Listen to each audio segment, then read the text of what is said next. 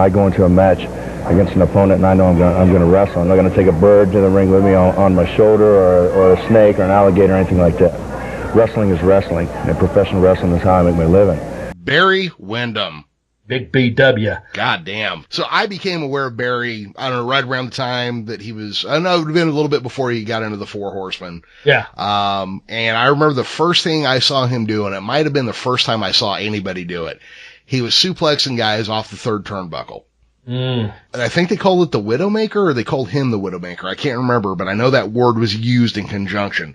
And I watched that, and I almost shit my pants with just like, he's gonna kill this guy. I don't know how you get up from this move. I don't know how the guy giving this move gets up from this move. I think that what you're saying is absolutely 100% straight shoot, man. That guy, to me, Barry just had it all, man. And he would put you on that rope the way he did it. He would put the guy on the top rope. I think Bob Orton Jr. had done that superplex, and it was on the second rope. But the way Barry done it, I think the guy actually stepped all the way up to that top rope as he was bringing him over. And Barry's like 6'6", man, you know. Yeah, and he's a big once man. He started filling out, too, he was, like you said, a big man. That's exactly what I was going to say. And I always thought, and I know we're going to get controversial on this, and that's fine, because some people have already mentioned this in one of our earlier podcasts when we done our greatest rivalries and things. And that's when the Four Horsemen, that to me, when Barry was a part of it, that to me was my favorite version of the Four Horsemen, if you will, when it's Flair and Anderson and Tully and Big BW back there. You know, I'm going to say Arn and Tully and Rick and me and JJ, which is so many people's favorite, that I've heard. But we clicked so well, and we never had to talk over anything because we say it all the time. We're fans, and I watch stuff, a lot of stuff that I watch and listen to interviews. I was listening to Wrestling Memories a few years ago, and one of the guests was J.J. Dillon, and I thought it was great because he was talking about different people that went through the Horsemen. And he was really putting over Barry Windham as an individual. And then I watched some YouTube stuff, and Arn always puts over Barry. Flair always puts over Barry. Everyone puts over Barry, Barry Windham struck me as he's a phenomenon. Again, Barry would stay up all night. Barry would have a beautiful girl on his arm. He would stay up all night. He could go an hour. 90 minutes if he had to wrestling, never went to the gym, and to be so big, he could do the strongman stuff, but he was as polished as Brad Armstrong. He was your all-around cowboy, and sweetheart of a guy. Maybe 86 through 89. Man, if you watch any Barry Windham matches, you will not see a bad match. He is just phenomenal. He could drop kick, he could suplex. Like I said, he started filling out at that point. Good psychology, had that good look to him, and he worked as a face and as a heel.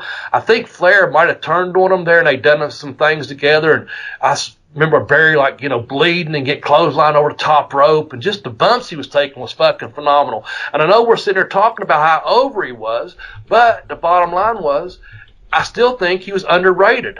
So I'll leave it at that, and you fellas in some more from your views of Barry. Yeah, I kind of think Barry Windham was kind of a victim of timing more than anything else. Because, he won the NWA title, but the NWA title wasn't the NWA title anymore, Yeah, you've told me that before. I don't really, why don't you tell me a little bit about that if you don't care, if you have a minute. He beat the Great Muta for the NWA title at Super Brawl 3. Okay. And he was champion from 93 to 94, but it was the early 90s was a down time for wrestling. Not a lot of people were watching it. And by this point, the NWA title was starting to not mean as much. So he was kind of out there. Flair, you walked away from it one time before, and you're not man enough and will never be man enough to take this championship away from me. His time in the Horsemen, he was in during a good time a good time for wrestling, but he was the second guy to come in as the fourth guy in the Horsemen. Right. So he kind of missed out there, How about it, Big Bear? I'll tell you what, When I used to be over on the other side watching what was going on up here, I used to get butterflies. I used to talk to the Road Warriors and Sting and Luger, and they always used to say, golly, guys, what are we going to do tonight? Well, I'll tell you what, when I'm on this side looking over there at y'all, I don't have butterflies because we all know for sure exactly what's going to happen. Horseman style, it's going to be done in this cage, and I guarantee you there's going to be some people hurting and crying and bleeding over there. Isn't that right, Double A? Come on up here. Come on. Spread out. Him and Mike Rotunda had a hell of a tag team. Oh, yeah. But since the 80s, tag teams have been a spot of diminishing returns continuously. Yeah. Every 5 years, the tag team division becomes less and less meaningful, probably starting in 85 or 86. Well, he and my sister were newly married, and we're really close friends. And I knew if I was making $150, he was making $100. So, I just wanted to keep him and my sister fed too. So I just shot it past Vince, and he said, yeah. So here came Mike. So, he was in a big tag team run with Mike Rotunda, but it didn't really hit. I mean, I think they were champs in a couple different places too, but it was nothing. Yeah, I agree. Yeah. I agree. And then they take, in the mid-90s, he rejoins the WWF, and they give him some stupid gimmick as the Stalker. Yeah, I remember something about they like hide behind a damn tree and camouflage or something. Yeah. It was brief. It's brief. And they would say things like Barry Windham as the Stalker character, so they were kind of using him to blow up kayfabe a little. I don't know. That was just fucking weird. And then they put him in the new Blackjacks. Oh, that's right. With JBL, and it was a time period where I think the Rough House Cowboy. Well, first off, they did that at the WWF. And you know how the WWF feels about Southern gimmicks. Yeah.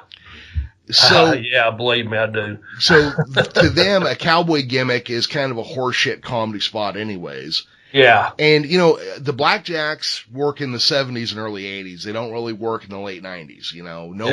Nobody right now wants to be a cowboy when they grow up, or, you know what I mean? Not nobody, but that's not like being a gunslinger isn't something you're spending your life thinking about.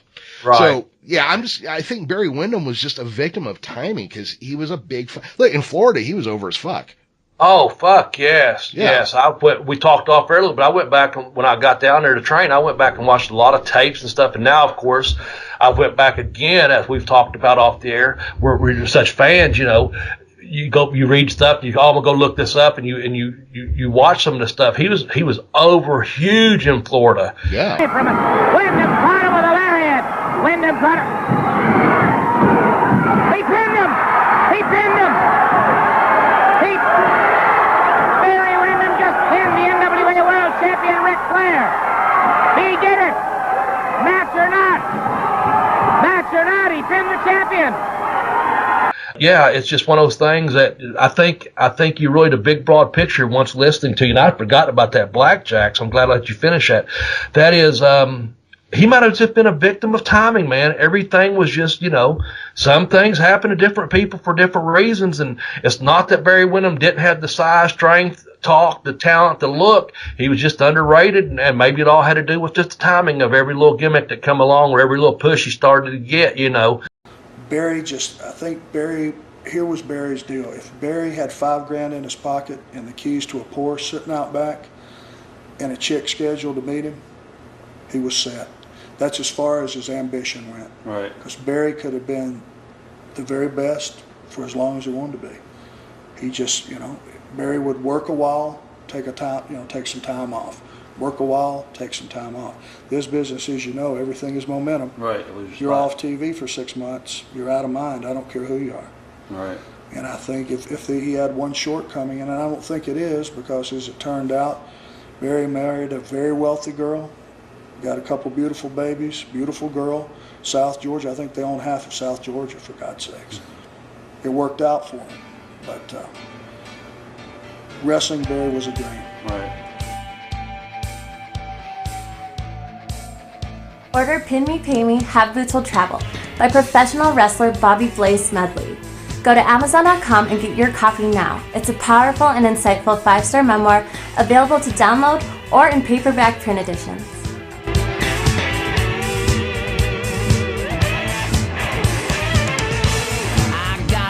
lost on the road somewhere. Was it Texas or was it